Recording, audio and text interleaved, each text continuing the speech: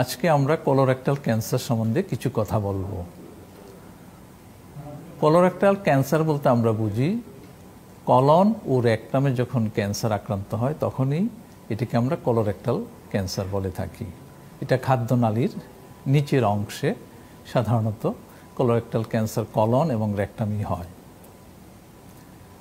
বাংলাদেশেও এই কোলোরেক্টাল ক্যান্সারের প্রবণতা প্রথম 10 পজিশনের মধ্যেই রয়েছে, কাজেই আমাদের দেশেও প্রকোপ অনেক বেশি। কোলোরেক্টাল ক্যান্সারের যেই উপসর্গগুলো, রোগী সাধারণত মলত্যাগের সময় ব্যথা এবং রক্ত যাওয়া, অনেক সময় নিচ পেটে ব্যথা, শরীরের ওজন কমে যাওয়া, এই ধরনের উপসর্গ নিয়েই ডাক্তারের কাছে আসেন।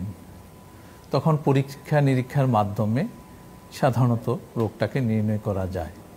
ছোট্ট সহজ পরীক্ষা আমরা FOBT বলি, ফিকাল অকাল ব্লাড টেস্ট, এটার মাধ্যমেও বোঝা যায় যে কোলোরেক্টাল কার্সিনোমার একটা সিগন্যাল।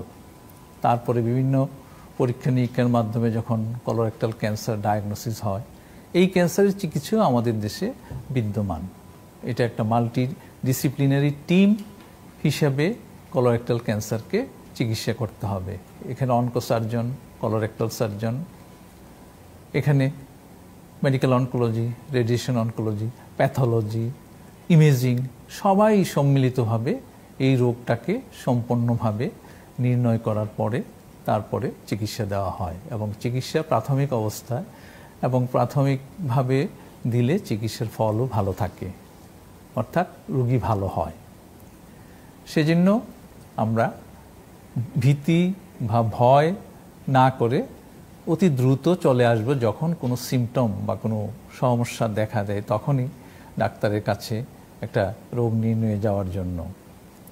কোলোরেক্টাল ক্যান্সার কিন্তু ফ্যামিলিয়াল একটা হিস্ট্রি থাকতে পারে, সেজন্য সবসময় একটা স্ক্রিনিং প্রোগ্রামে থাকতে হবে।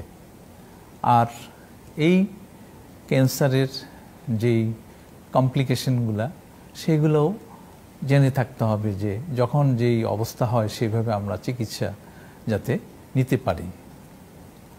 আমাদের দেশে কোলোরেক্টাল সার্জন, সার্জিক্যাল অনকোলজিস্ট, ওনারা সুন্দরভাবে কলন ক্যান্সার, রেকটাল ক্যান্সারের চিকিৎসা দিয়ে থাকে।